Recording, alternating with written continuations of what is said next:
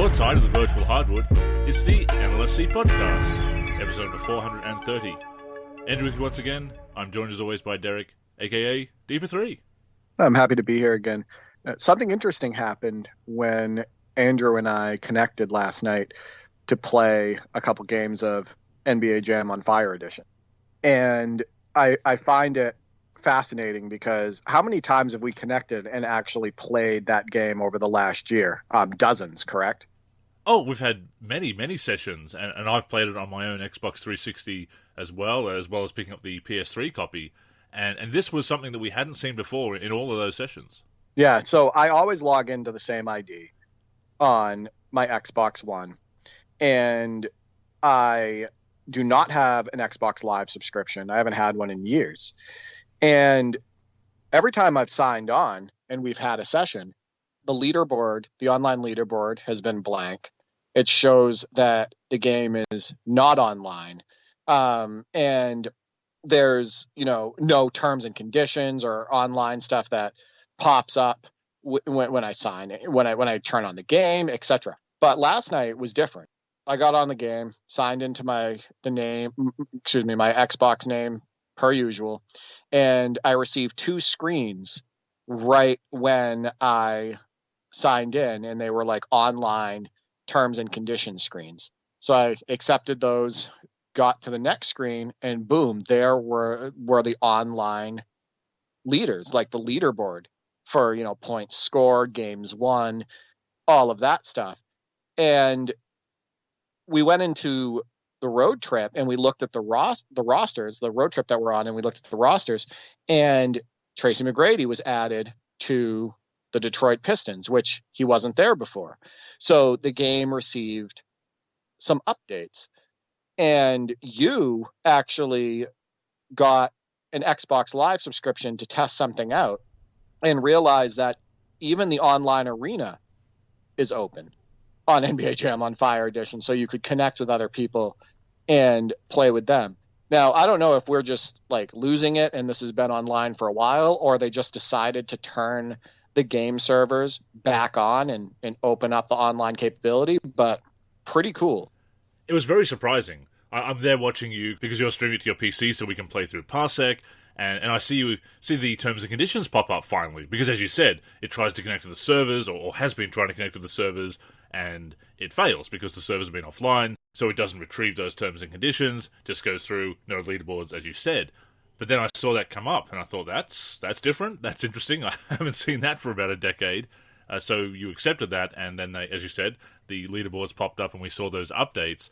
I went ahead and did the same on my Xbox 360, and yes, the terms and conditions came up as well, accepted them, there's my leaderboard as well, and I actually purchased a 1-month subscription to Xbox Live Gold, which is what you need to play online with most games back in the day, and still currently, possibly.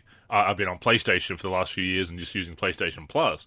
So, yes, I went into the online arena, and there are more leaderboards, there are more people online, and there is the ability to play online in the online arena in On Fire Edition. So it looks like the servers have been reactivated. We're not sure when this was. We haven't played On Fire Edition for a little while. But at some point between our last session and this one, we've got some online connectivity in On Fire Edition again. And that's pretty cool. Yeah, we hadn't played it in a couple months. And I didn't see anybody posting about this on social media either, saying, oh, did you guys know that the NBA Jam on Fire Edition servers were back up? I've been connecting with people on that. Like, we haven't seen those posts. Either way, very welcome. Like, I think this is great. I also want to point out that Andrew and I did play a couple games on the road trip, which we're progressing through nicely, actually. We've gotten most of the unlockables unlocked, and we've finished off a few divisions completely, etc. But we hadn't played in a couple months. We played against the Pistons. We were using Peyton and Kemp again, the Supersonics, which are super fun. And it felt like we didn't miss a beat. Like, we both got adjusted to the controls real fast, had a lot of good highlights in there. And it was nice to just pick up that game after, a long layoff of not playing, and just be able to have fun with it immediately and adjust to it right away. And then we played what you stated. We found out after the game, the Silver Challenge, and for that Pistons matchup, and it was like a special game, like a key game that we needed to complete. I don't know what you called it, but we ended up winning that game as well. So we went 2-0. But I thought it was a really good session, and it's really fun to play that game co-op with you because I feel like we have pretty good chemistry. Oh, absolutely. And on Fire Edition, as we've said before, holds up so well. Wish there was more Jam games after that every few years or so. They did release those roster updates, and it'll be interesting to see if any more data comes through next time we fire up that game, because there were a few updates missing that I have from back in the day on my 360 version that you don't have. Actually, I need to also fire up the PS3 and see if those updates have come through on PS3 and those servers are back online as well. But yeah, it's always a joy to revisit that game. It's very pick up and play, as the best Jam games are, that even if you do take some time away from them. And look, you and I, we revisit a lot of games, so we do have that experience of, if we do struggle a little bit in the first couple of minutes, we pick it up very quickly, because we do have a lot of experience with those games. It's just getting used to their individual quirks, or sometimes their specific controls again. But no, I always love revisiting on Fire Edition.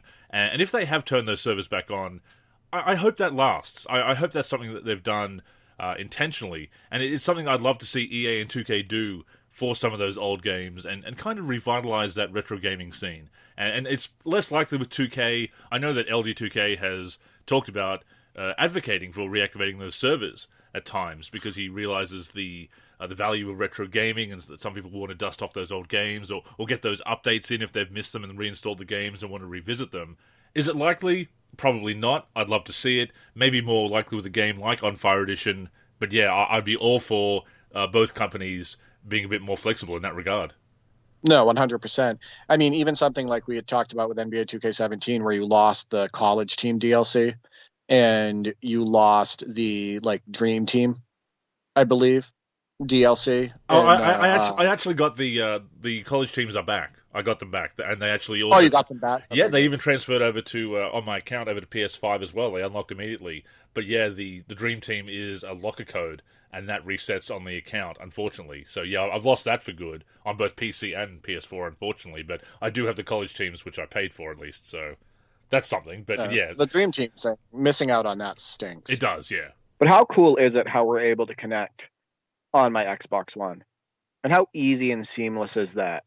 So basically, for our listeners who may not know, so I have the Xbox Companion app on my PC. And any one of you can do this as well, as long as you have an Xbox One. But I have the Xbox Companion app. And what I do is I turn on my Xbox One and I use the Xbox Companion app to stream the games from my Xbox One to my PC. And then I connect with people on Parsec. So I've connected with Sticky Fingers before, Brent Lane, you, etc., to play games like NBA Live 16, NBA 2K14, NBA Jam on Fire Edition, etc. And so connect with them on Parsec, and then their control is recognized by my Xbox One, and I'm able to play any Xbox One game that has 2-player capability with anybody from around the world. And you noted as well that the quality is exceptional on the stream. It's almost like we're playing on the console, like you're sitting on the couch playing, with me. And I just think it's pretty amazing, the technology we have today. And I feel like the Xbox Companion app is another essential for retro gaming at this point. It really is, and the fact that we can use it with Parsec so seamlessly is just fantastic, that all these apps can talk to each other and that we're not really having to fiddle around and with compatibility settings or anything else to get them working. And you and I obviously using Parsec to use DOSBox, and we're using Nglide wrappers and whatnot to run old games where necessary. The tools are out there to retro game, and as we said last week, retro basketball gaming, is really filling a gap in the market that's being left by EA dropping out of the scene these last few years. Oh, 100%. And I agree. I think that would be, it's a good reason for companies to entertain turning those servers back on. And that's why I was super excited when I saw NBA Jam on Fire Edition and all the online connectivity just there, like it was when the game was new. But imagine if they turn the servers back on for games like NBA 2K16, which was a favorite of so many, and they allowed people to connect on that game using those servers and whatnot. And I think that there's definitely still a lot of people that are playing these older basketball titles, and whether it's PS4 gen, PS3 gen, PS2, PS1 gen, etc. So I love to see it. I mean, we're lucky because we understand Parsec, and we have PCs that can handle all of these different games, and we can connect on games from 1989 all the way up to 2022. But a lot of people don't have that capability or know-how. So while I consider us lucky, I'd like, everybody to be able to get in on the fun. Indeed. And look, there are some things you need the official servers for, like official updates, the official rosters, and whatnot, or reactivating the DLC for the Dream Team, the locker code for the Dream Team in 2K17. Or if you have a My Career on 2K17, as I do on PS4, then being able to get the data off the server and create and turn that into an offline save, as it will do in the game, but it does need to sync with the server first, and unfortunately I had the game uninstalled when the servers went offline, so I can't access that save and turn it into an offline save, which would be very useful to revisit it and whatnot. So even if they could reactivate the servers for just a couple of weeks or a month, a year, just kind of as a treat for gamers and celebrate the history of gaming and whatnot, and to push those updates through as they used to, and allow people to get those updates if they're reinstalling the game to revisit it and get those updates again. That'd be so great, and that would be a lot of goodwill as well for the company. I still like the idea of, and they've done this in the past with NBA Live, I still like the idea of them releasing a new game, say NBA 2K23, and then as part of that release, you can play an old NBA 2K inside that game. So like it's NBA 2K23, but we have the original NBA 2K that you can play as well. Now, I know that one of the obstacles and in the biggest obstacle in that is the licensing, and still being able to use the players and teams and art, etc., that were in the original NBA 2K. But even if it was like a bare bones version of it, like with the graphics and gameplay the same, and then maybe they allow you to customize it or something like that, I don't know, but it would be pretty cool if they were able to do that with the NBA 2K series and release a couple of like one or two of the old games with the new one. It brings to mind Live 06 when it was the kind of 10th anniversary of the series, and Live 06 PS2, the NTSC version, had the emulated version of NBA Live 95 for Genesis on there, for Mega Drive on there. And of course they had to rename all the players, even Shaq, who was still active, even players who were still active as of the 2006 season, they had to rename, I guess just for uniformity, if nothing else. So you had Just in Time and other punny names they must have spent some time making up to rename in that emulated version. But that was really cool to see, a great celebration of the history of the series. It would be really cool if they could do that in 2K. Actually, in My Career in 2K19, there's a scene where you and Corey Harris, a fictional character in that story, go to an arcade and find a fictional arcade version of NBA 2K8. And you get to play this game of NBA 2K8, and it uses the 2008 Rockets and Celtics that are in the game as retro teams, of course, of classic teams. And it actually disables shooting on the right stick, so you're kind of playing, and it brings back the old menus. I'm pretty sure it's not a full emulation, but it's just they've just tweaked it to work that way and look like it, because they brought back the menus and they're using those classic teams with the players that are licensed in the game. But you've kind of got this makeshift version of 2K8 within My Career in 2K19. Unfortunately, no longer accessible because that story can no longer be played now that the servers are offline. Again, a reason to bring servers back on, especially for games that are only a few years old. But that was pretty cool to play. That was a pretty good Easter egg. I love that stuff. I love the little touches and the paying tribute to past games, whether they were incredibly popular or just rated mediocre or not even that well received. I think that it's always a nice touch, and I've never seen anybody really like balk at that, right? Like I haven't seen people say, "Oh, that's a terrible idea," or "Why did they do this?" or anything like that. People love stuff like that. Exactly.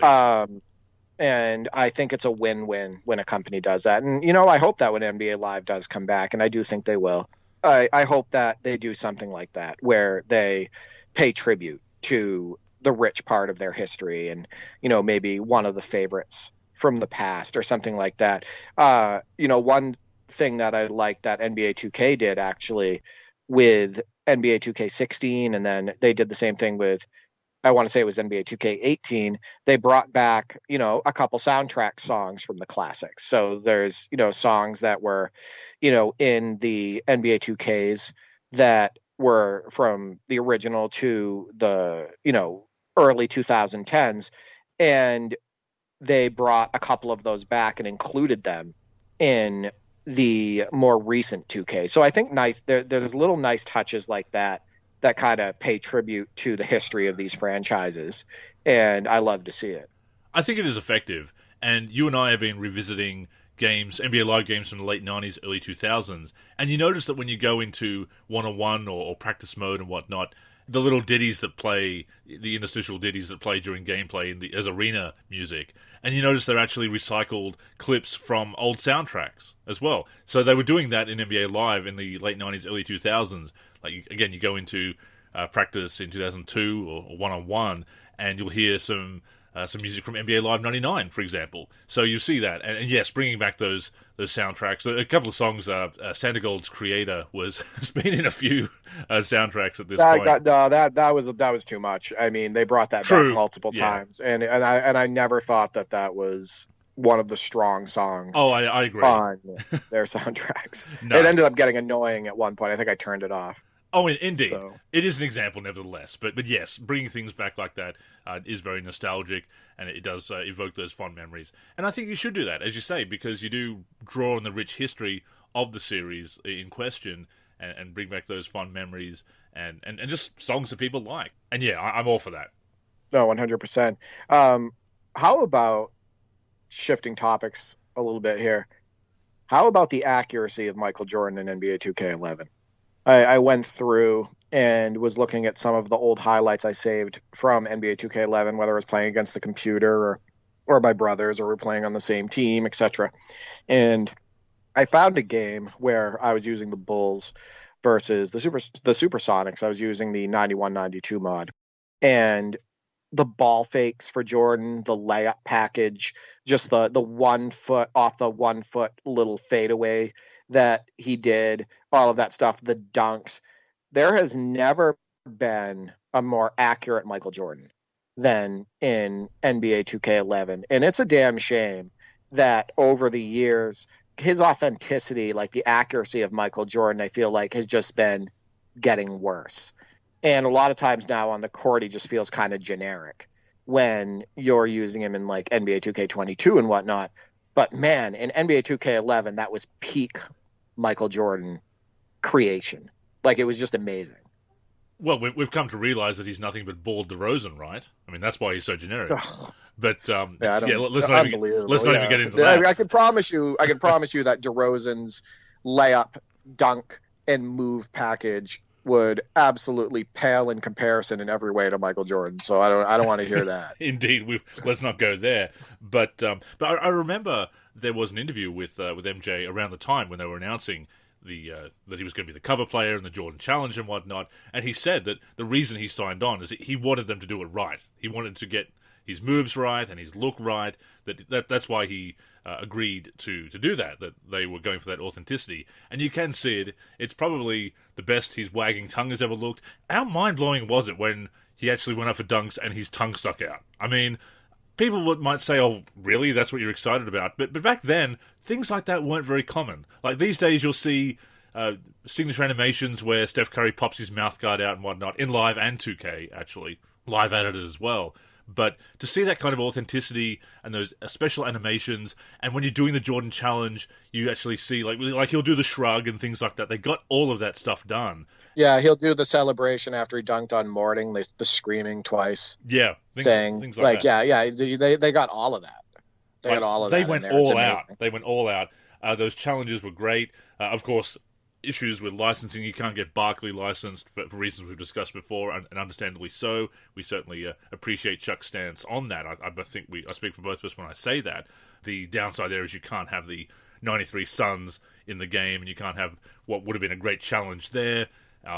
Looking back at the Jordan Challenge, I did a Way Back Wednesday article where I suggested alternatives for the Jordan Challenge, assuming the 2K were able to license players like Reggie Miller and Charles Barkley and whatnot. There are some other challenges you could have done that would have made it a little bit deeper. There's a bit of repetition there, and of course you go back and you look at some of the opponents, well, all the opponents really, and they only have the 5 real players on the team. But you didn't notice that. It was just so cool to be able to go back and replay the 63-point game against the Celtics, and the double nickel against the Knicks, and the finals game from 96, and the last dance, the game 6 of the 98 finals, and the flu game and everything else. Just, again, the amount of detail, and such a cool celebration at a time when we were still celebrating the history of the NBA. Also, the best intro possibly in basketball video game history. Yes. Where he's coming out of the locker room, and he turns around, and he says, "You ready?" Yeah. And it's Goosebumps material. It really is. It's worth deleting or temporarily moving your saved data file just so you can watch it again, because it's a first time boot up, that one. So yeah, move your data file to a separate folder and you can watch that again, and then move your saved data back. Yeah. I will say this though. I will say I want to give EA Sports credit on something with the NBA Live series. I did like the idea of them, what they did with the intros, where they put you into a game 7 in like NBA Live 16. Oh yeah. And they threw you into that scenario to start the game. They did the same thing in the Madden series, etc. And you got Mike Breen and Van Gundy super excited on the mics talking about it being game 7. And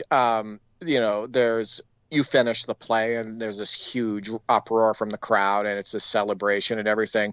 It's a good way to experience the game, I guess, for the first time.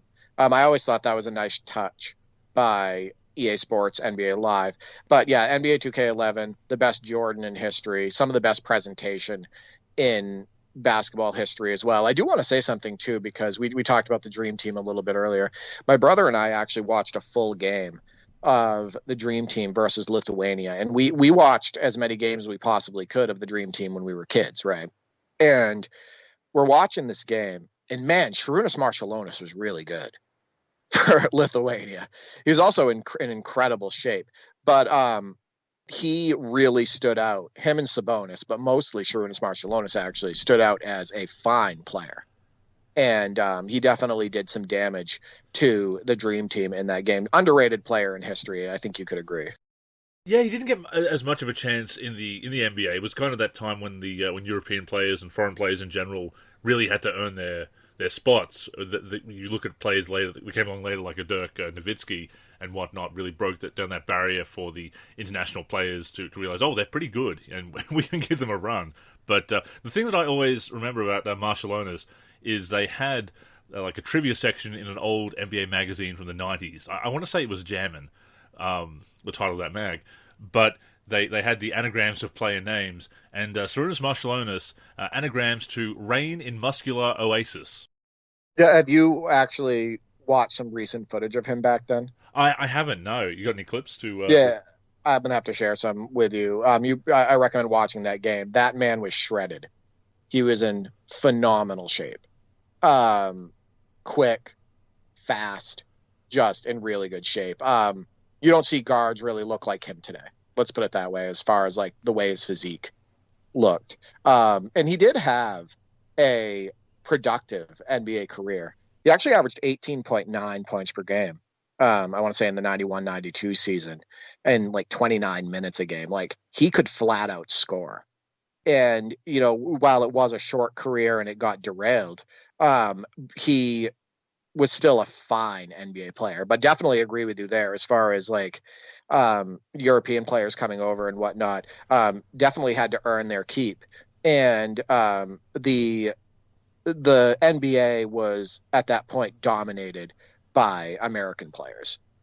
I'm just looking at the stats as well, and you do forget that he did have a pretty solid career despite never playing, as you say, more than 29 minutes a game. I'd forgotten that he ended his career with Denver. I thought it was Sacramento, because I was going to say that 97 Kings team with Mitch Richmond and, of course, Abdul Rauf. I thought that Marshall Evans was on there as well. He wasn't. He finished his career with Denver, playing 17 games in the 97 season.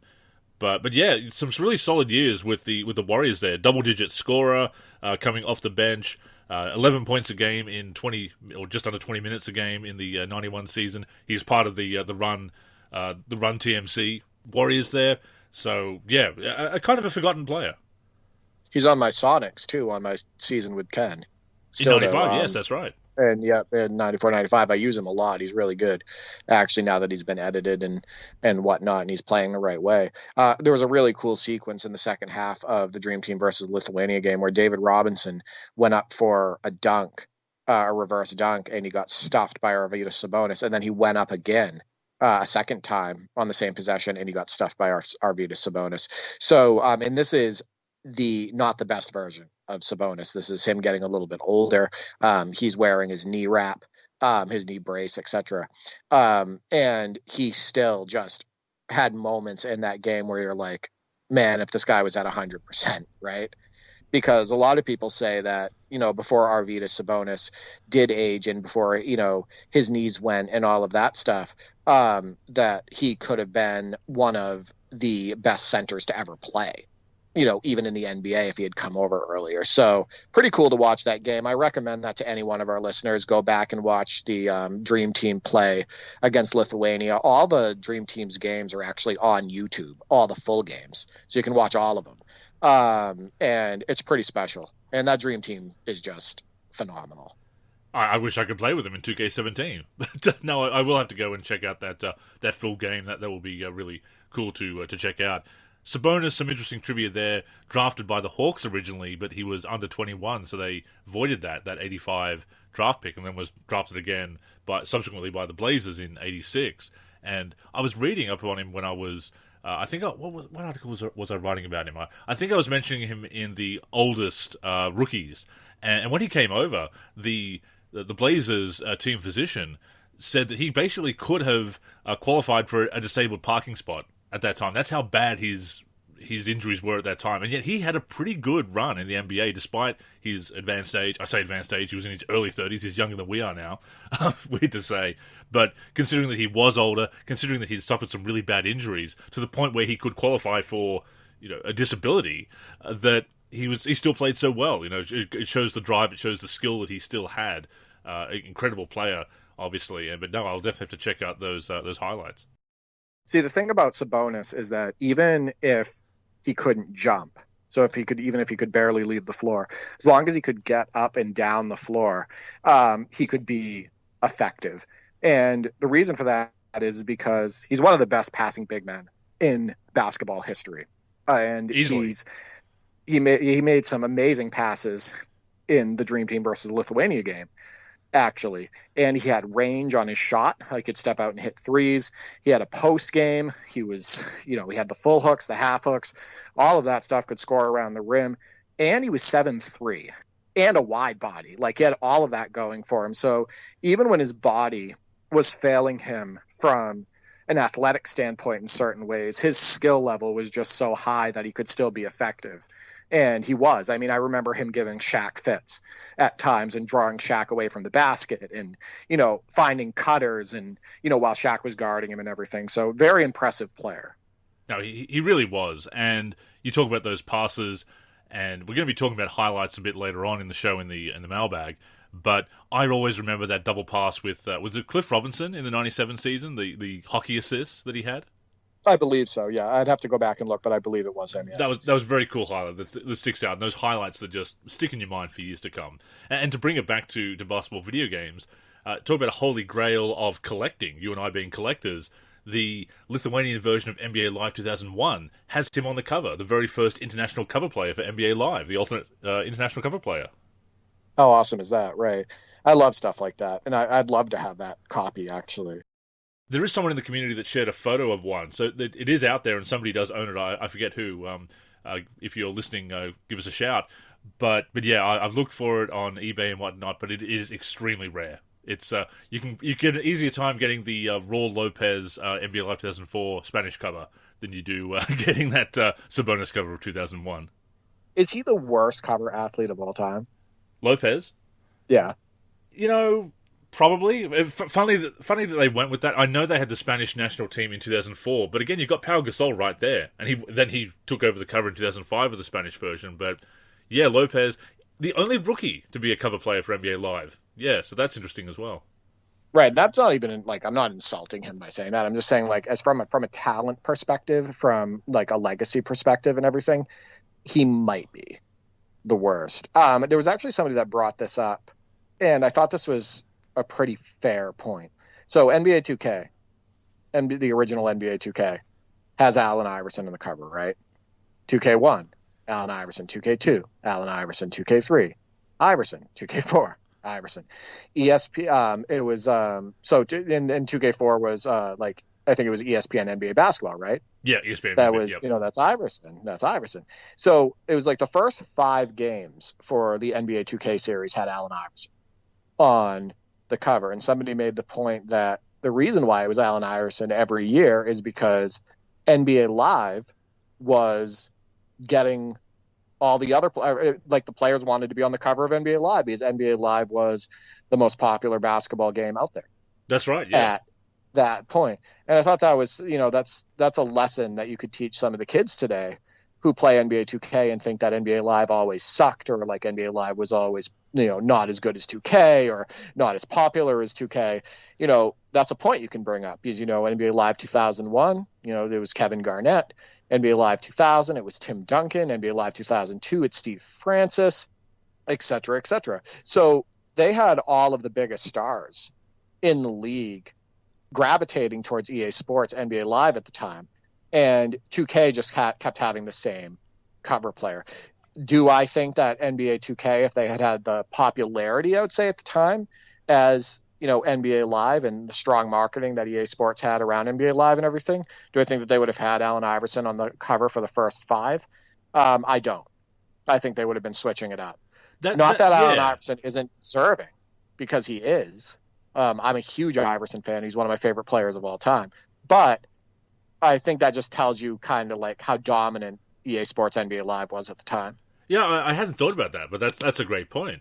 And but to that point, as you say, Iverson was extremely popular, and it gave 2K an identity early on. That was the game with Allen Iverson on the cover. It was the new game coming out, Iverson being that new generation of stars at the time. So it kind of worked out for them in the end. Interesting that they went to Ben Wallace in 2K5. Of course, he was coming off that championship with the Pistons, the last 2 Friday Fives, in fact, cheap plug, talking about cover players that made the finals and also went on to win the championship in the same season as appearing on a cover, which Ben Wallace did, going back-to-back in the finals with the Pistons. Of course, the Spurs won the 2005 championship. But yeah, it's kind of interesting that you go from this flashy, dynamic, high-volume scorer in Iverson, who's always producing these highlights, to that blue-collar hustle player and defensive player in Ben Wallace. There's certainly a change of identity. I know you're not a huge Ben Wallace guy, but Ben Wallace was the talk of so many households. That's true. After the 2004 finals and after that season in general, there was something almost mystical about him. His physique, his ability to impact the game on the defensive end, even against the best centers in the league, and for being somewhat of an undersized center, is height-wise, because I believe he's 6'9".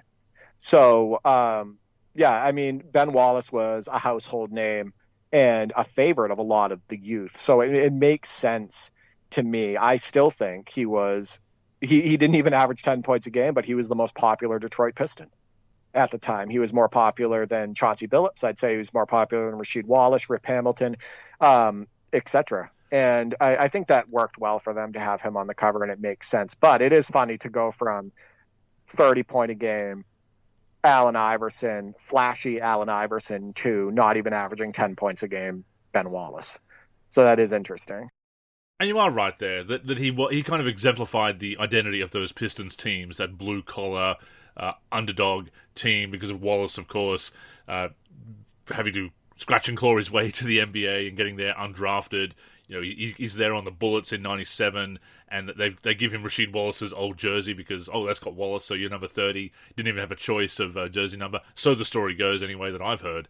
So, yeah, that underdog blue-collar player, and that really exemplified that Pistons team that everyone's like, they're just going to get rolled by these Lakers with Shaq and Kobe and Peyton and Malone. And, of course, Malone was injured in that series, but even so, this dominant Lakers team is just going to wipe the floor with this. Thanks for showing up, Pistons, and then they beat them in a gentleman's sweep. That was a big deal. So it certainly does make sense from that perspective, but it is funny that you go back and, in hindsight, see him as standing out as kind of that oddball. But no, Raul Lopez, probably with all due respect to him, the weakest cover player that we've seen. Yeah, I'd also like to point out, too, is a lot of people focus on that Lakers series because of the names on the Lakers, like, Kobe and Shaq and whatnot. But the series in 2005 between the Spurs and the Pistons was unreal. Like, I've gone back and watched, a few of the full games on YouTube, and the intensity is unreal, and the talent on the floor is just absolutely ridiculous. And Ginobili was just amazing in that series. I encourage any of our listeners to go back and watch the quality of basketball and the intensity of that 2005 final series between the Pistons and the Spurs, because the Pistons could have won back to back. They were just really, really good on both ends. That is also a series that is a crazy combination of amazing defense and just ridiculous shot making. So like I said, I encourage people to go back and watch that series. And just want to put it out there, though Ginobili was the master, or a master, of a Eurostep, he is in fact not European, as some people claim. Argentina is in South America, not Europe. It's one of those things that pops up. I remember, why is he not in the Euro All-Stars in Live 2005? Because he's on the International All-Stars, because he's not European. He's on the other one. But a fun fact you just learned, folks. Good job. Geography on the NLSC Podcast. Not just talking about basketball video games and the NBA history, but also a geography lesson. So, we try to do what we can for the kids here on the show. But there was something else that you brought to my attention this week, Derek. A tweet from the official EA account, the @EA on Twitter, said, we have some surprises that you won't want to miss out on. Smug face emoji, stay tuned, and then a spy emoji. And maybe they were talking about the reactivation of the On Fire Edition servers. Probably not. But we see a tweet like that, and of course we have to speculate on what that means. That is the EA account, not the EA Sports account specifically. But, we wanted to be surprised with some positive NBA Live news for a while. So, of course, in the back of our minds, Derek, we're probably thinking that. Or it's just that flicker in the back of our heads. Yeah, I've seen the reason I brought that up is because multiple people that follow me on Twitter, and I follow them and whatnot, people who have just been dreaming of NBA Live to come back. I saw them, retweet it and say, NBA Live, I hope you're bringing back NBA Live, etc. There's a large group of people out there that really want to see NBA Live come back and EA Sports do something with the NBA license. So I thought it was worth bringing up, because any hint that they're going to try to do something special, naturally our mind gravitates towards NBA Live. So do I think that tweet was about that? Probably not. It could have to do with any one of their games in their library. It was worth bringing up. Yeah, as I've said before, I'm not holding my breath until we get some concrete information. But to your point, yes, a lot of people do have that interest in NBA Live coming back. And there's people out there, influencers and whatnot, that shoot that down. Nobody wants that. Who wants to see that? The people that are feeling that 2K fatigue, the people who grew up with NBA Live, people who just want a choice. Like, there is a reason that people are filling the gap with retro basketball games.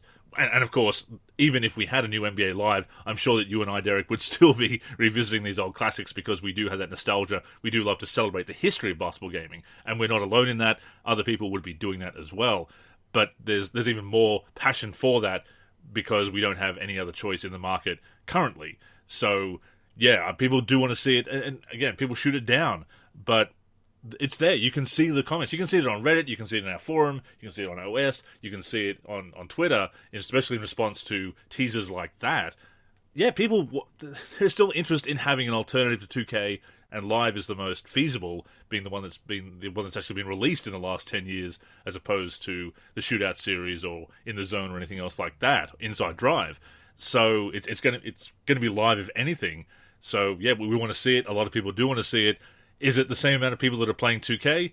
Probably not. But there's still enough interest that EA can capitalize on, and I'd like to see them do that. Yeah, I think one thing that you got to worry about too is when they do come back, will they get treated like what's happening with Madden right now, with the Madden franchise? A couple people have brought this up, and it's true. If you go look at the videos, there's a lot of people out there, a lot of influencers out there that are absolutely making bank off of trashing Madden. And the videos trashing Madden are getting so many different views. And, I've watched actually a couple of them, and just some of the stuff that they're saying and bringing up is often just complete BS. I'm not saying that the series is doing a great job with Madden. I'm not saying that the game doesn't have flaws. I personally enjoy it. I don't really have any issues with Madden. We play it in our household and we have fun. But they are absolutely ignorantly bashing this new Madden beta that went out, and they are just bashing EA Sports and bashing the series, and people are making bank off it. So I worry a little bit about NBA Live coming back and the same type of thing happening. So no matter how strong the game is, let's say the game does come out and it is, strong on the sticks and it has some decent depth in its modes and it's a good game, how many big influencers are going to go out there and try to make some money off of just bashing the game for the sake of bashing the game? So I know that you probably worry about that a little bit too, but it's pretty bad right now. It is a concern because you do have those people that just like to bash, and of course they do that. That ingratiates them with 2K even more, whether they're already working with them or if they'd like to work with them. It certainly helps out in that regard. And with NBA Live, no matter how good it is, when it comes back, it's probably still going to be, almost definitely going to be, secondary across the board, at least, to 2K. It's probably not going to have the depth. There may be some mechanics that they're still working out, even if they have been working on it for a few years. It's not going to be perfect. It's probably going to still be in second place to 2K, and that is acceptable. To set the bar of it beating 2K on its comeback is setting the bar too high. It doesn't need to do that. It needs to be a viable alternative. A good game, a solid game that is a viable alternative that people say, look, maybe it doesn't have all of the features of 2K, but I still prefer playing it because it's more fun. That is a successful comeback for NBA Live. And we've talked about what it did. But I'm worried about it coming back strong and having a solid base and people saying, hey, this gameplay is pretty good, but at the same time it getting absolutely trashed by some of these major influencers in order to make a buck. Oh, absolutely. And that absolutely, and that could turn thousands, actually millions overall, let's be honest, because 2K is over 10 million players right now. It could turn millions of people off to a game that they might enjoy just because they're listening to these bozos. Oh, exactly. I'm just talking about the reasonable expectation is that it comes back and it's still the number 2 game, but it's still a very strong game and a viable alternative. We've talked about what it needs to do to be that before many times, so we won't run down that again.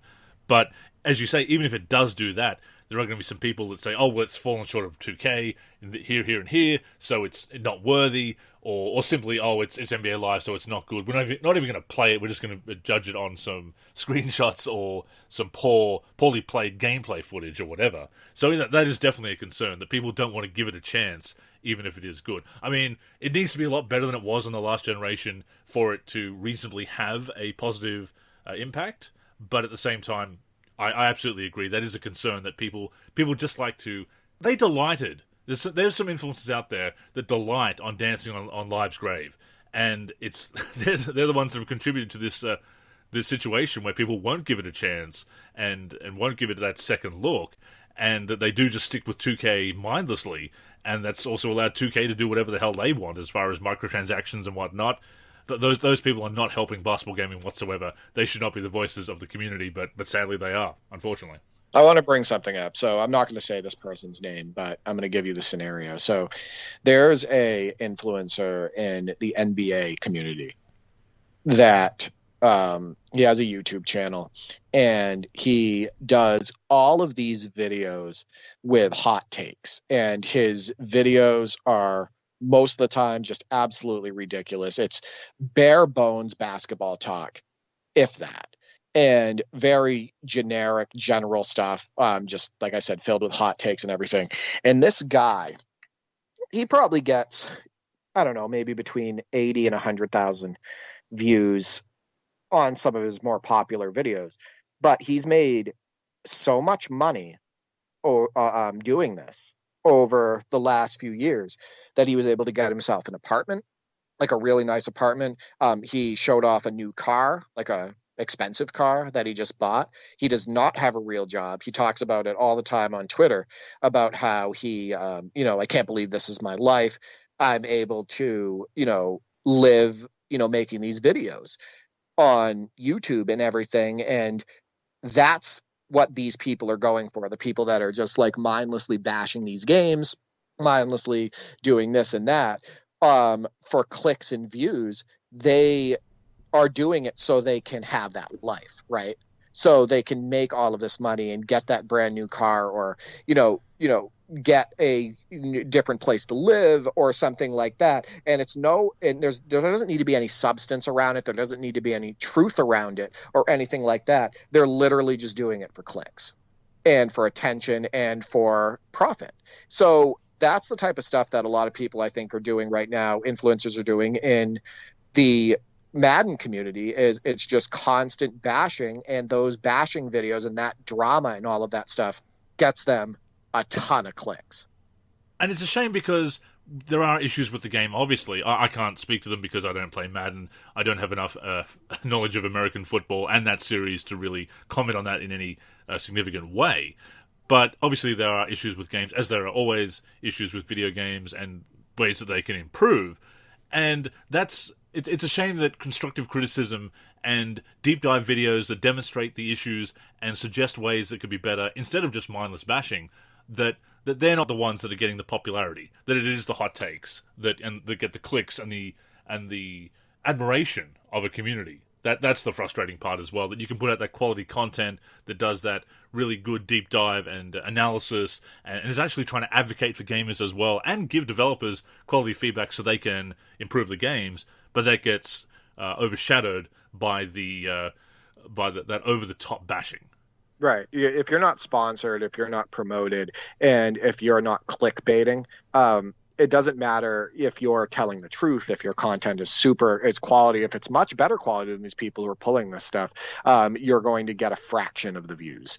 And that's unfortunately the way it is outside of video games too. And, outside of sports and the NBA and everything, it's, people gravitate to the drama. People gravitate to often the simple.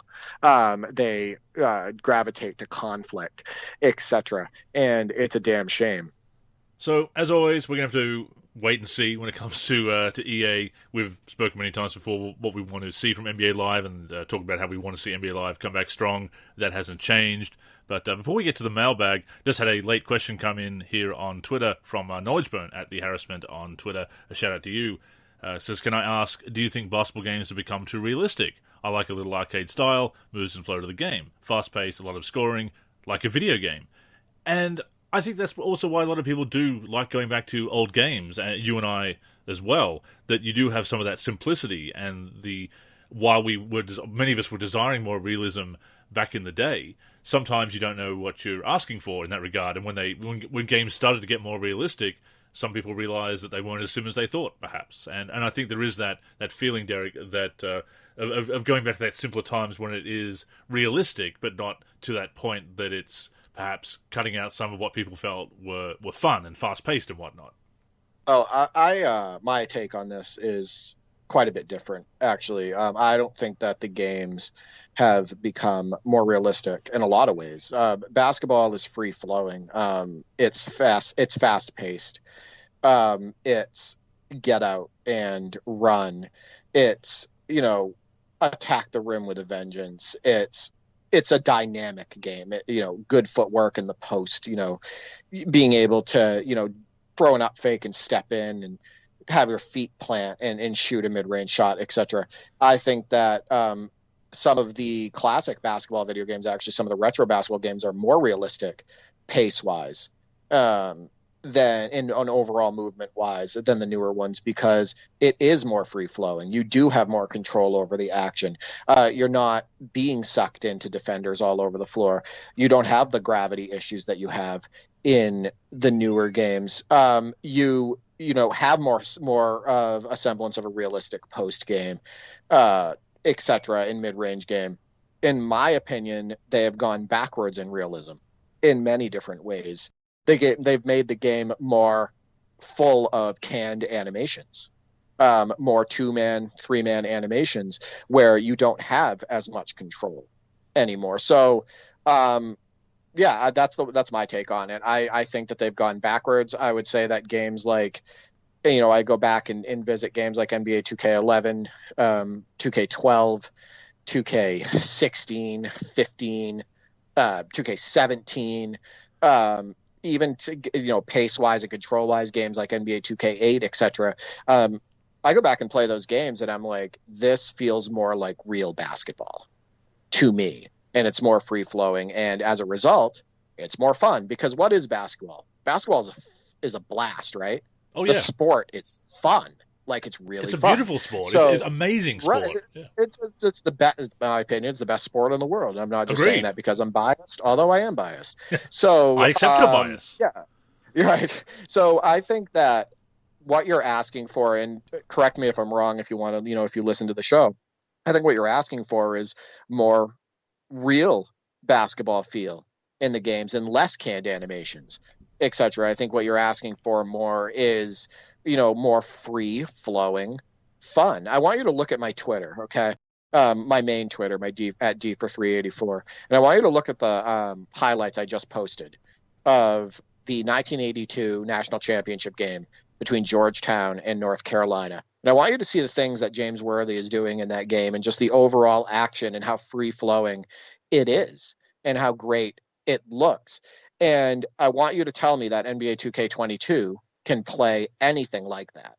It has absolutely no chance pace-wise or feel, because you're just going to be, constantly sucked into canned animations, and the pace is often sluggish in that game. You're going to be dragged into people everywhere. So, I don't think it's the case that games have become too realistic. And if they've tried to become more realistic, they failed in a pretty big way. For me, I guess it depends which game you're talking about as far as being too realistic. I believe that basketball video games, NBA titles, kind of hit their peak of realism in that late 2000s through to the mid 2010s, kind of up to your 2K17. As far as getting that, which is actually the years I just mentioned, right? Exactly. Those are the years. Absolutely. Yeah. Where it's kind of like they've got that. They've hit their stride as far as getting that realistic movement, the strategy, and the play calling and everything, and the freelance offense and everything that is really resembling real basketball, rewarding real strategies, not just taking it to the basket every single time or trying to spam moves. They kind of hit that peak during that era. We've gone backwards from that. Now, if you're talking about that sort of not appealing as much as maybe an NBA Live 2004 or the earlier 2K games or games from the late 90s or whatever, then I think there's some people maybe prefer those really old school games. What are now old school games makes me feel old to say that, but maybe those games from earlier than the peak of realism in NBA titles. If you're talking about that, then I think maybe some people do prefer that even looser style of a Live 2003 or even 2004, 2005, and 06, and the 2K equivalents, of course, as opposed to how it really hit that stride as far as being sim in the late 2000s through to around about the mid 2010s. So I can see that if that's the case, then yeah, I can see how it may not appeal to everyone there. But as it currently stands, I don't think 2K22 is too realistic. If anything, it's as you say, it's not realistic enough. It's often very boring and dull, to be honest with you, on the sticks, especially by default with the default sliders and whatnot, and the way the players are made, and the gameplay issues that I just addressed. So no, great question. We could have a whole podcast on that, I'm sure. And your mileage may vary. Some people do want that looser style. Some people want more realism, some want less. So it really comes down to personal preference. But I think the games really did hit their stride within the last decade. Certainly that late 2000s to early to mid 2010s really hit their stride and their peak as far as getting that realism, while still being very fun on the sticks. It wasn't. I don't think it was really alienating, at least to me certainly. But of course, I do like that sim style. I think it was a great improvement on those earlier attempts at being that realistic depiction of the NBA. But certainly we've moved away from that in recent years, especially from 2K18 onwards. The new motion system, obviously, but also that approach to the playground, to park play, obviously. 100%. But yeah, great question. Thanks for sending that in. We also had another question via email, which we'll be getting to next week, about basketball books. We just need to do a bit more research there. I need to rack my brain about some that I've read recently, but we will get to that, and thank you for sending that in. But speaking of questions and interactions with our listeners, Derek, it is time to open up the mailbag. To the mailman, the quote face. What an unbelievable dunk! So you put out the question this week, what are your favorite types of highlights? You gave many examples, and we had some great responses to that. And we just mentioned that basketball is this beautiful sport, this amazing sport, in our view, the best sport in the world. And winning games is important. Statistics have their place, and we love seeing players have big scoring nights and going off for 50 points and whatnot, and people love triple doubles these days and everything. And there's so much to the sport, obviously. But those highlights, they're what stick in your mind years later. And I remember I'm sure you remember it too, on all those VHS tapes, those NBA VHS tapes from the 90s, there was often, when they talked about dunks, and they talked about Julius Erving really popularizing the dunk, especially, being one of those early flashy dunkers that really innovated and popularized that as a highlight. And I think it was his old coach, the Kangaroo Kid, Billy Cunningham, said that if people saw the doctor dunk, it didn't matter what the score was, they went home happy.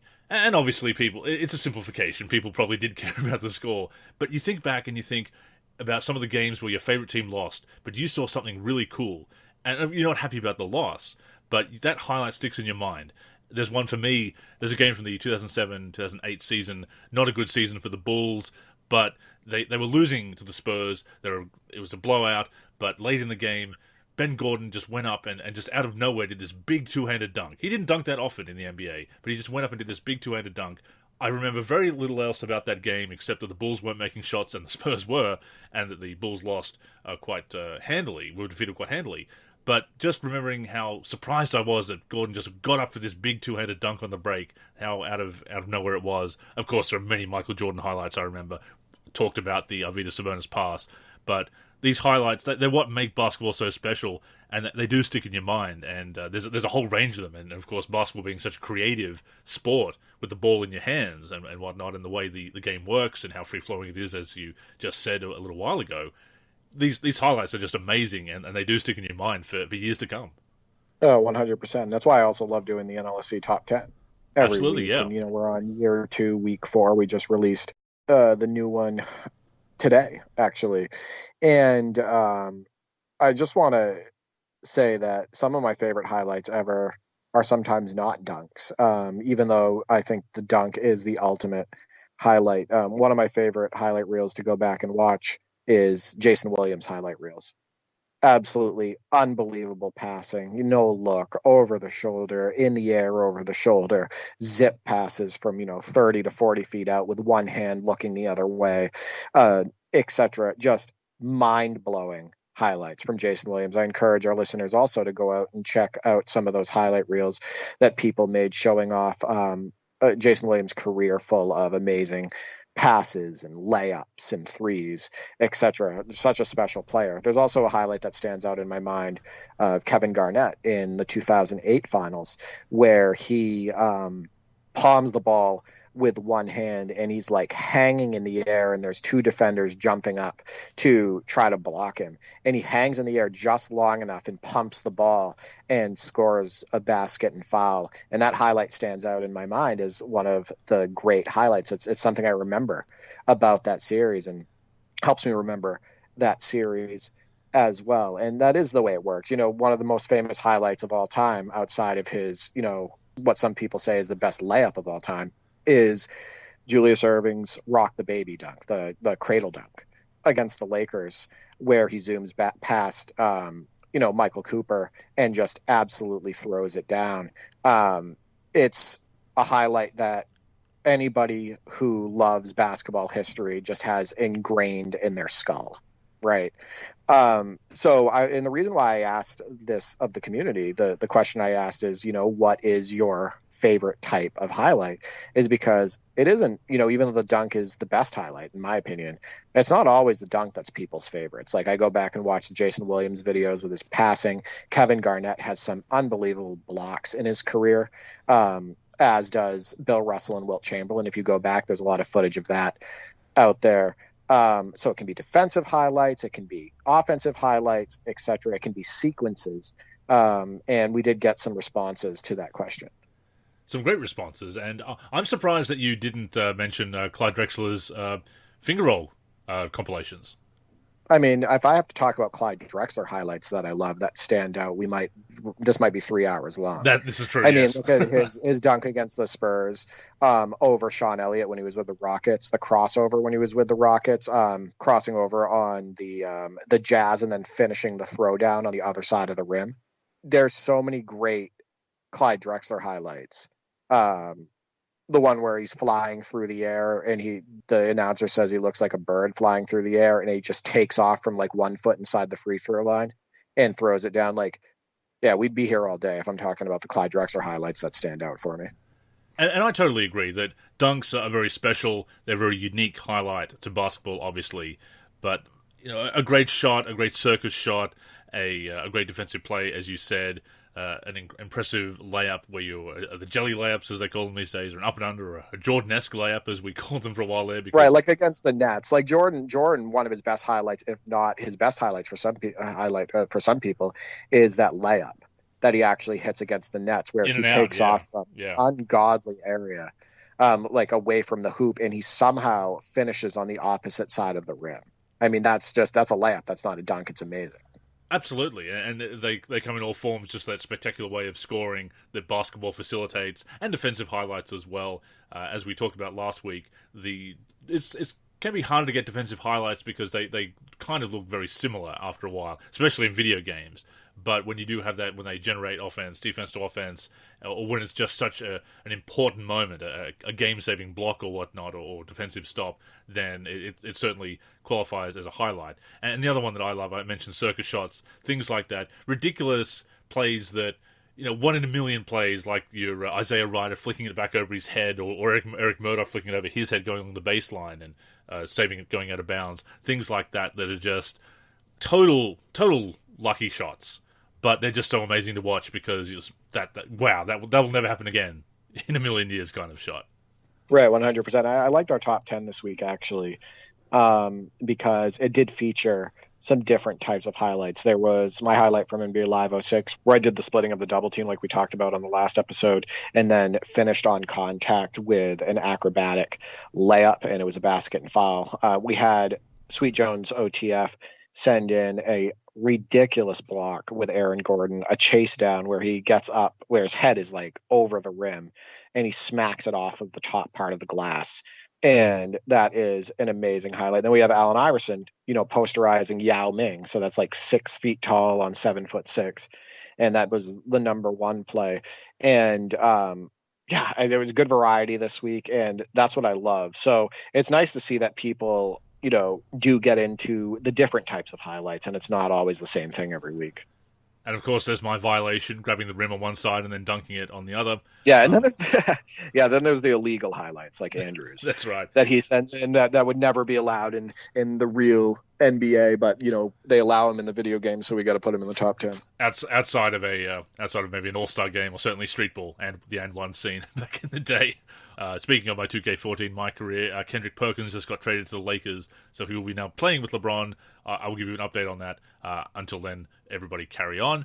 But yes, always great variety from both the games represented and the highlights in the top 10. Great to see Dr. J in there a couple of times. Speaking of Dr. J, and of course that amazing rock the cradle dunk, as you said. Michael Cooper having to duck his head to not smack it on the backboard as he goes up to challenge that, which again shows how important context is. As everything about the highlight is just incredible. But starting out with basketball video games at B-Ball Video Games on Twitter. Says it's the dunks for me. Game winners are also fun to see. Yeah, game winners, absolutely. The context, again, making them so much more important, even if they're not necessarily the most difficult shot or spectacular shot to attempt, even if it's just a straightforward, wide-open shot to win the game, it's still meaningful.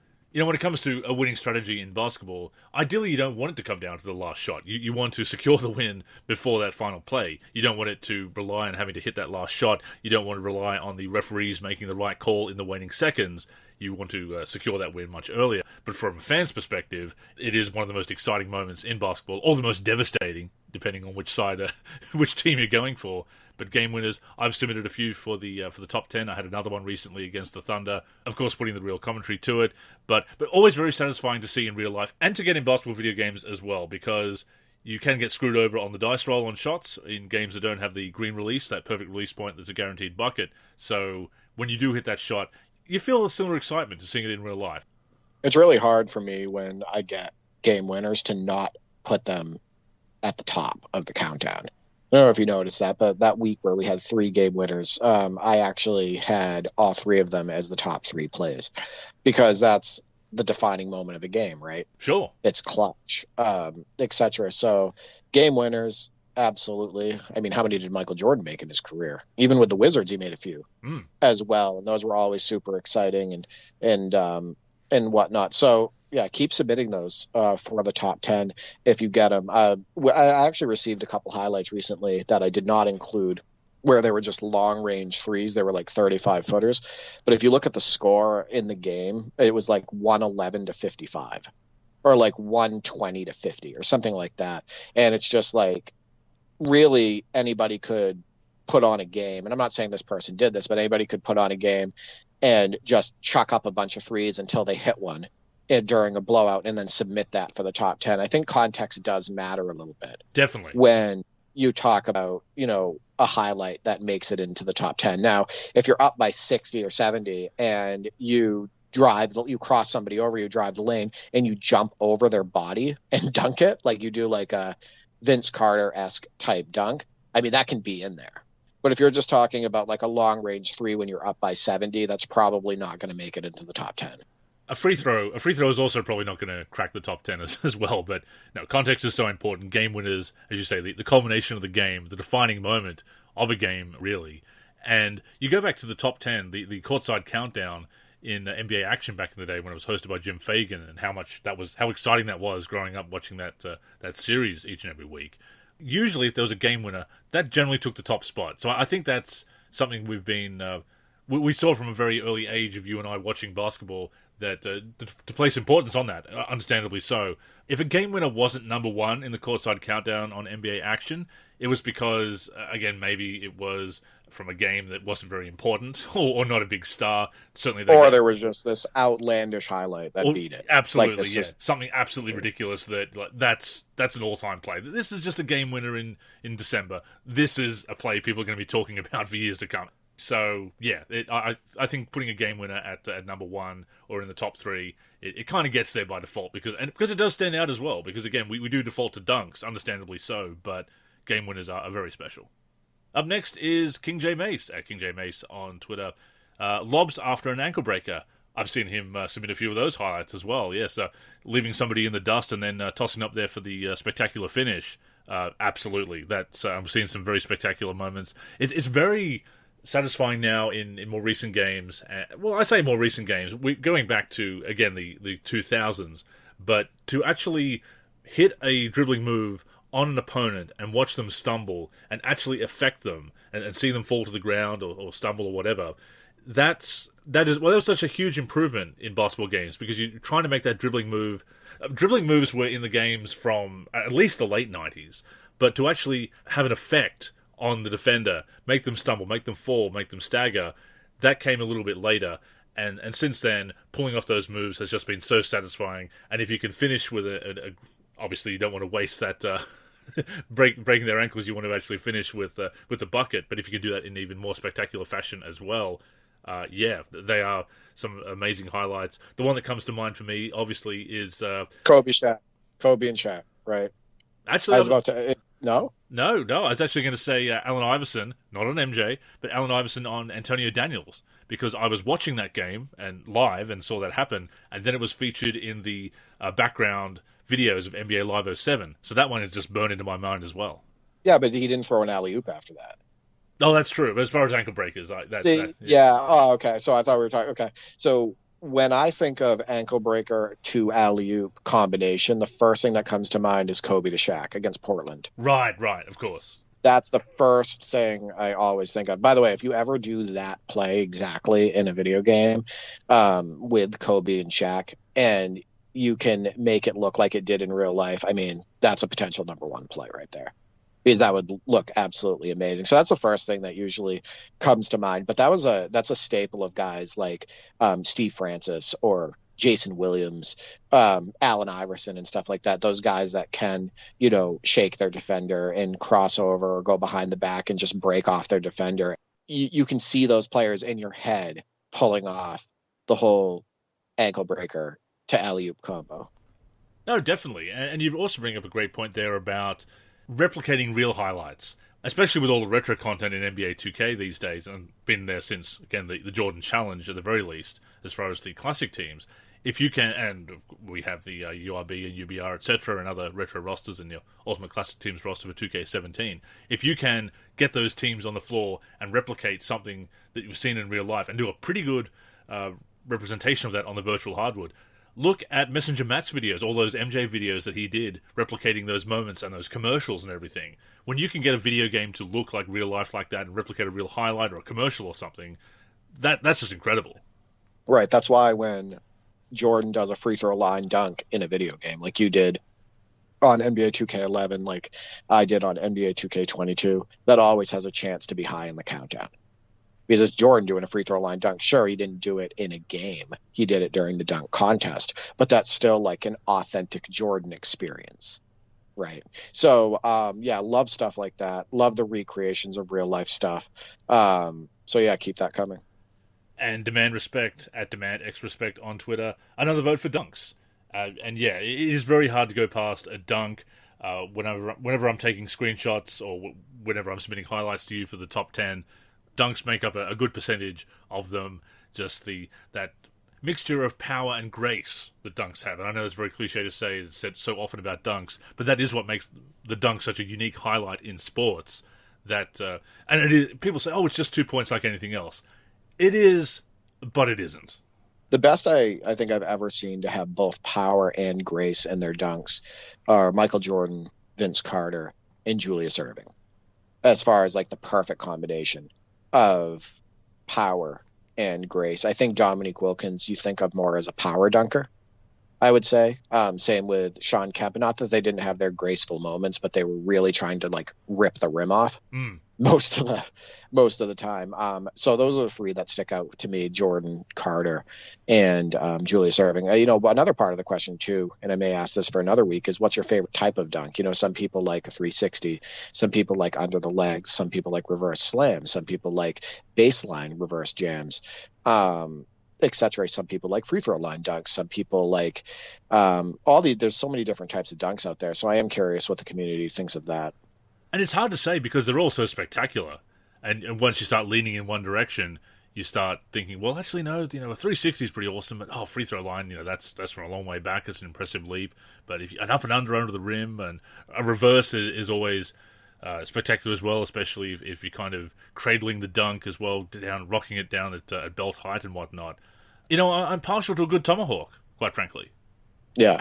I mean, it is really hard for me to be more entertained than watching a Dominique Wilkins highlight reel. as far as windmills all day. The windmills, the two-handed dunks in traffic, the cockback dunks, quote unquote back scratchers and stuff like that. Just the sheer power that he put in to each one of his dunks, just trying to rip the rim off and maybe even rip his opponent's face off at that point with the ball going like crashing through the hoop, etc. It never gets old watching Dominique Wilkins highlight reels and watching him throw it down. He's one of the best dunkers of all time, and he has a case for the best dunker. I think he definitely still has a case. I don't think he's technically the greatest, but he has a case. No, I think that's absolutely fair.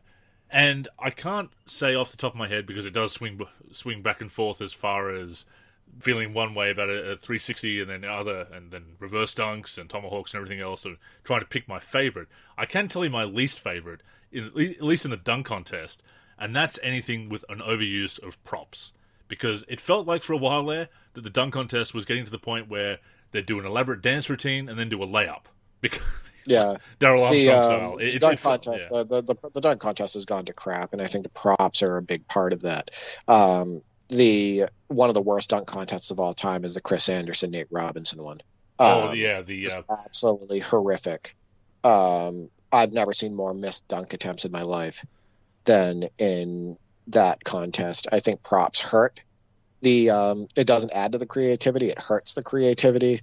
I think that the ridiculous Pat Connaughton over Taco Fall thing, people were so impressed by that. He literally boosts off of Taco Fall to get over him. It's not that impressive. I mean, it's impressive, it's a cool dunk, but he doesn't leap over Taco Fall, right? It's not Vince Carter jumping. Yeah, he's literally, yeah. There's a lack of authenticity to it. There's a lack of true explosion to it. He's literally boosting, if you watch it, off of Taco Fall. So I'm not a big fan of the props. I'm not a big fan of Blake Griffin jumping over Ikea or not jumping over Ikea because he didn't, etc. So I'm with you there. Funniest part about that is the most impressive dunk of that Blake Griffin dunk contest in 2011, the honey dip off the backboard. That was the best dunk of the night, I felt. That was good, yeah. See, I don't mind that, throwing it off the backboard, throwing off the corner of the backboard. It's tricks with the ball. It's stuff like Right, exactly. Right. One of the best dunk contests ever is actually Larry Nance, not Larry Nance Jr., Larry Nance, the father, in 1984. Actually, he doesn't use props in that dunk contest, and his dunks are just unbelievable. They are absolutely ridiculous for a guy his height. He's 6'10", and his head is at the rim, and he is just doing these ridiculous dunks. And that's one of the best dunk contest performances I have ever seen. That's the same contest that Orlando Woolridge goes behind the back between his legs, isn't it? I believe so, yes. Again, this was happening, way before late 90s, early 2000s and today. We say it all the time, they were tremendous athletes and creative athletes back in the day. Yeah, I mean, the dunk contests were often better than what we see today. That's the thing. Has there been any dunk contest recently, even the Aaron Gordon, Zach LaVine one overall, that beats the Vince Carter one?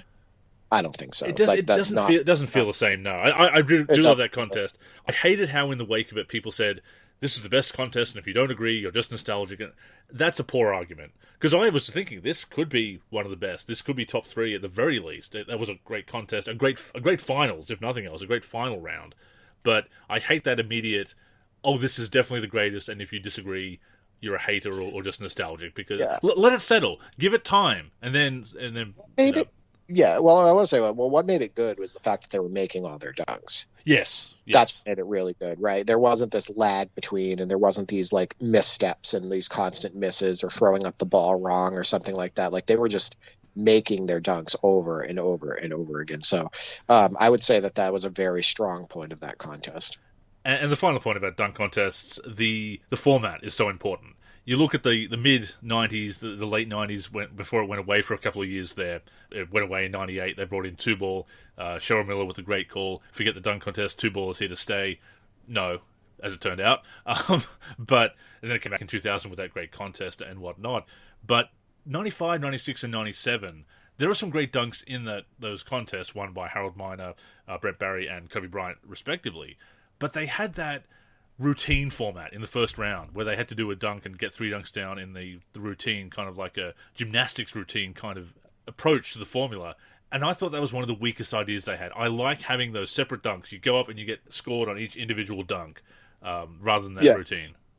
What ended up happening with that routine is it made them not try as hard on the individual dunks. Yes. Like it made the dunks more plain.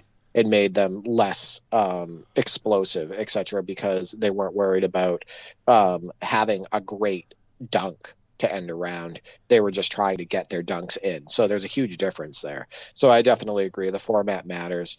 Also having the big names in there. If you look, back then, you had the Kobe's going into the dunk contest. You had the Vince Carters and the Steve Francis's, a lot of the faces of the NBA. You had the Dr. J's, the Dominique Wilkins, the Michael Jordan. You had those guys wanting to, Sean Kemp. You had those guys wanting to show off in the dunk contest and entertain the fans. And that's what they're there for, right? Because without the fans, there's no NBA and there's no dunk contest. But now the big names just completely shy away from it. They don't want any part of the dunk contest. And so you've got a bunch of guys that a lot of the fan base either doesn't know or they really, don't know that well. Or they just don't really care for them. And then they don't even know who to cheer for or root for or get excited about. So that's another reason. And there's always been those players like a Kenny Skywalker winning in 1989 with some incredible dunks, actually. Again, he does a 360 windmill long before Vince Carter did, although not against the grain as Vince Carter did his. That is a fun contest.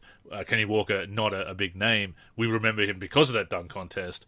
He's put out Jeremy Evans, who played for the Jazz, and I think he had a cameo with the Hawks, that we only remember him, if we do, because he won a dunk contest. Right, and that's actually how Gerald Green's career kind of started out, because he was in the dunk contest for the Celtics, and he wasn't a huge name. That's right. And he wasn't performing very well for the Celtics, and he ripped off his jersey, and he, he ripped off, I think it was his warm-ups or something like that, and then there was he was wearing a deep brown jersey, and he did the no-look dunk. I think he also did the cupcake dunk, we're blowing out the cupcakes. That's right, the back of the rim, etc. So a lot of people for a number of years really knew Gerald Green from that dunk contest. And then he ended up being a pretty good NBA player and had a few good years where he was averaging double digits and everything. But yeah, no, definitely there's always been those names. But the problem is that none of the top players are entertaining being in it now. None of them are being a part of it. No, there's nobody that the fans adore, really. You know what I mean? Nobody that's promoted and that the fans adore that are entering the contest. And finally, we have the live 2001 legend at Nate's Dash Show sequences with 2 or more highlights. And absolutely, whether it is, going back to what King J. May said, the lobs after an ankle breaker, or those plays where you just have that tremendous cut followed by a heads-up pass that's flashy, followed by an incredible dunk where you're just saying wow at every step of the way. When you have that, or if you have kind of back-to-back plays that turn into one play where a player does an incredible dunk and then a player down the other end immediately responds with one of their own. So, yeah, those kinds of sequences definitely make great highlights as well. Right. I think one of the better sequences that doesn't happen that often and not a lot of people talk about is you make a great play, you throw it down and then you get an inbound steal or something and you throw it down again. That's a sequence that's pretty rare, but also incredibly fun. And that does happen in video games when my brother and I are playing co-op and we love it. But yeah, sequences, offense, defense to offense. I would consider something where multiple awesome things happen, like an ankle breaker, a fancy pass, and then an alley-oop or something like that. I would consider that, a multiple sequence, etc. So yeah, no, definitely agree there. There was also somebody else who quote tweeted my question and said defense to offense is his favorite types of highlights, and those usually do make the top 10 whenever they get submitted. Something where there's a big block on one end and then on the other end there's a throwdown or a three or a fancy layup or something like that. Actually one of I think it was the third play in the top 10 this week was the Live King submission where it's 2 blocks by Anthony Davis on one end and he's using the all-time teams and he outlets it to LeBron, who then throws an alley-oop to James Worthy and he throws it down, and that's a great sequence. That's a great defense to offense sequence. So yeah, I love those. That's one up terrific on Twitter. Shout out to you. Yeah, The defense to offense is a classic. You have a bit of everything on that play. Obviously, the great defensive stop and the turning it into points. And also something like Reggie Miller and Rodney Rogers having that flurry. Of course, Rodney Rogers infamously, the Nuggets didn't win that game, but they came close thanks to his incredible flurry of scoring there. Reggie Miller with the, was it 9 points in 8 seconds or 9 points in 9 seconds, something like that? So, those kinds of plays as well. Highlights that live on. Tracy McGrady's flurry against the Spurs. 13 and 34, I believe it was, or close to it, yeah. Definitely a kind of a reel more than a single play, but you can include it as a sequence for sure. Right, 100%. But thank you to everybody who answered the mailbag question. I'll have another one put out for the next show. But we always we love taking in your comments and questions and your ideas as well. Definitely, good to open up the mailbag after a couple of weeks. No, definitely. I also want to thank everybody for sending in the highlights to the top 10 and getting so into it. People interact with it on YouTube. Sometimes they leave comments. Definitely more comments on Twitter as well, because I post it there and I post the actual video there. I embed it, etc. So thank you for participating in the top 10, whether you're submitting highlights or just interacting. No, we love the interaction with our content. As we've said before, we do this not for clout, for fame, anything like that, for money. We do this because we love basketball games. We love sharing that appreciation for the genre with our fellow basketball gamers. It's why we create the content. It's why we do our commentary. It's why we do the criticism and the wish list that we send along to EA Sports and to 2K as well. We love basketball games. We love that you do too. So thank you for the interaction, and hopefully you will keep enjoying our content. But with that being said, that has brought us to the end of episode number 430 of the NLSC Podcast. We thank you for tuning in. The show comes out every week on the NLSC, which is nb-live.com, of course. You can also find the show on our YouTube channel, as well as all the major podcatching apps and platforms, Spotify, Apple Podcasts, Stitcher, Podcast Addict, just to name a few. Please feel free to leave us a hopefully positive review on those platforms. And as Derek said, we love the comments on the YouTube videos and Twitter as well. And to interact with us, you might want to follow us on social media. So, Derek, I'll throw it over to you to share your handles. No, thank you. You can reach me on Twitter at D for384 and at D for3G. I'm also on YouTube, D for3, and on the NLSC, D for3. I'm a team member over there. I am Andrew in our forum and Andrew NLSC on Twitter. The NLSC is on Twitter and Facebook at the NLSC. We're on Instagram at NLSC Basketball. Our aforementioned YouTube channel is youtube.com/NBA Live Series Center. And of course, keep it locked to the NLSC itself, nb-live.com, for everything we do for basketball video games. But yes, that's all for this week, so thank you once again for tuning in. Until next time, I'm Andrew. And I'm Derek. Go get buckets, everyone.